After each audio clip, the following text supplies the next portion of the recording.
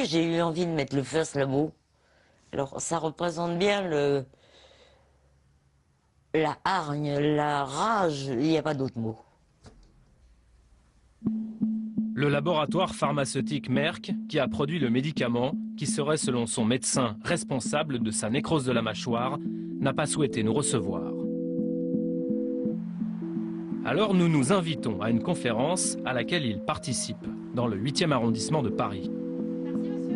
Merck, comme d'autres firmes pharmaceutiques, tient un stand pour vanter son médicament à l'occasion d'un colloque scientifique consacré à l'ostéoporose. Au milieu des petits fours et du champagne, nous retrouvons l'une des commerciales de la firme. Bonjour, c'est vous qui vous occupez du stand Merck? Oui. Voilà, parce que je voulais savoir si c'était possible d'avoir un peu des informations par rapport à ce que vous dites, notamment sur le faux savant. Je n'ai pas d'informations pour répondre aujourd'hui. Pour vous répondre.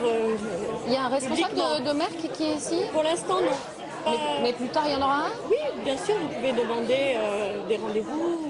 Non, mais ici, là, je veux dire, non, sur ce là, stand. il n'y a que moi qui suis. Il n'y a que vous, d'accord. Non, parce que des rendez-vous, on en a demandé beaucoup, en fait. D'accord. On a écrit des lettres, on a écrit des mails, on a téléphoné, on a demandé tous les rendez-vous. Les gens sont reçus, il n'y a pas de souci. Normalement, peut-être, mais nous, ça fait 3 mois qu'on demande. Ah, bon. Ça fait 3 mois qu'on demande et qu'on n'est pas reçu. D'accord. Écoutez, je vais faire passer le message. Pas habilité à parler, ok. Mais il y aurait, nous a-t-on dit dans cette salle, une directrice médicale de Merck. Encore faut-il la trouver. Excusez-moi, monsieur, de vous déranger. Vous n'auriez pas vu quelqu'un du laboratoire Merck? Quelqu'un qui pourrait répondre à nos questions? Parce qu'on cherche désespérément... Là-bas. Oui, c'est une commerciale, alors elle nous dit que... Parce que ça fait 3 mois qu'on cherche quelqu'un pour répondre à nos questions, personne ne veut nous répondre. Moi, c'est pas de Merck, quoi. Vous savez pas où ils sont, vous les avez pas vus aujourd'hui? J'ai vu des gens de Merck ce matin, qui étaient là. Ils sont mais- partis depuis... Alors, je pense que ça doit être fini. Ouais. Excusez-moi, vous n'auriez pas vu des gens de Merck? Parce qu'on cherche à rencontrer des gens de Merck, parce qu'on a Non. des questions à leur poser, puis bizarrement... J'en ai vu tout à l'heure passer, mais là, non. Ils sont partis? Ah, je crois pas, non. Philippe, tu as vu pas des gens de Merck? intéressant. On cherche Madame des gens de cherche. Merck. Ça fait 3 mois qu'on veut leur poser des questions, puis bizarrement, ils ne nous répondent pas. J'ai vu Catherine, j'ai vu une directrice médicale de Merck, mais Elle n'est pas là? Non, parce qu'elle nous l'ai vue intéresserait ce matin. bigrement de la j'ai vu ce rencontrer. matin, mais je ne l'ai pas vu cet après-midi. Bon, pas de Merck à l'horizon, ou presque. En face de nous, le professeur Christian Roux, spécialiste de l'ostéoporose, qui a été consultant justement pour Merck. Tiens d'ailleurs, c'est lui et son groupe de recherche et d'information sur l'ostéoporose, le GRIO, qui organise ce meeting et accueille les firmes pharmaceutiques à bras ouverts. Ah, là, on a les petits fours Lily, là, on a Novartis et les plaquettes, là-bas, on a le laboratoire Merck qui est là-bas, là, qui est caché là-bas. Est-ce qu'il n'y a pas un problème sur le fait que quand vous organisez une journée d'action et d'information donc pour le GRIO, tous ces laboratoires soient là pour vanter leurs médicaments et se servent de vous un peu comme d'une plateforme? J'espère que les médecins prennent recul par rapport aux études qui sont présentées. Vous avez vu ce qui s'est passé dans les salles. Il y a un grand partage de connaissances, il y a un grand partage d'informations. Oui, mais pour ces laboratoires, vous êtes une sacrée plateforme.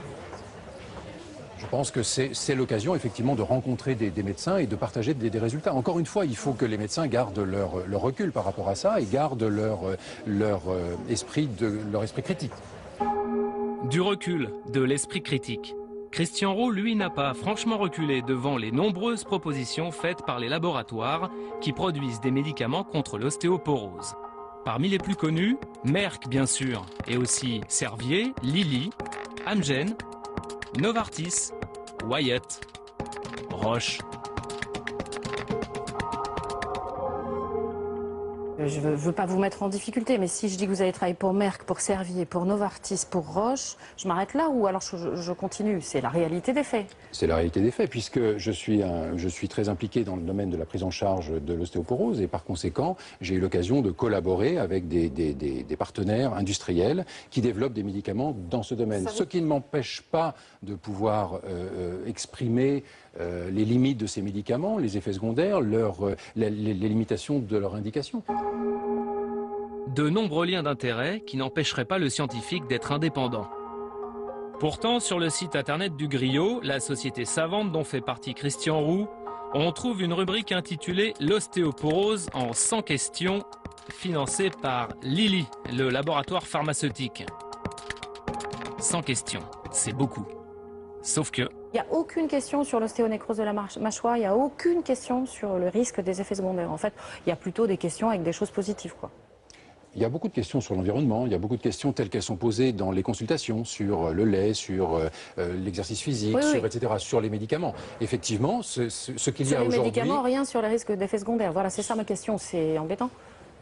C'est embêtant. C'est toujours très difficile de donner sur le grand public la liste des effets indésirables, ce qui est souvent un effet très contre-productif qui peut effrayer. Je pense que ça relève du dialogue singulier du médecin avec sa patiente. C'est au moment de la prescription que les choses soient faites. Cela dit, vous avez raison. À partir du moment où il y a un site à destiner du grand public, il est utile que l'ensemble des informations soient portées, bien sûr. Si je vous pose la question, c'est aussi parce que ce questionnaire, donc ces 100 questions, ça a été réalisé en collaboration avec le laboratoire Lilly. Cette fois, c'est un autre laboratoire pharmaceutique.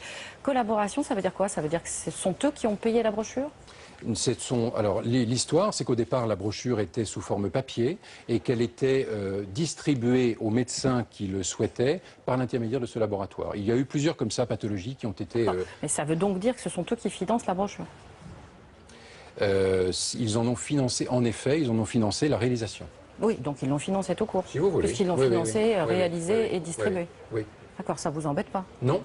À partir du moment où la liberté éditoriale est complète, ça ne m'embête pas. Mais justement, c'est pas ça qui vous a empêché d'aborder les effets secondaires, si c'est fait par un laboratoire, réalisé, distribué par un laboratoire, ça vous empêche pas, dans ces 100 questions, d'aborder les effets secondaires? Écoutez, à partir du moment où la liberté... Moi, c'est à vous que je fais confiance. Hein, non, à partir du moment où la liberté éditoriale est complète... Et vous dites oui, elle a été complète. Ce qui était le cas, absolument. Donc c'est votre choix de ne pas parler des effets secondaires. Il ne s'agit pas d'une brochure vantant les mérites d'un médicament. Si vous regardez bien l'ensemble des questions, on s'est efforcé, je crois, de donner l'information la plus complète sur la question. L'ostéonécrose de la mâchoire, c'est un effet secondaire grave.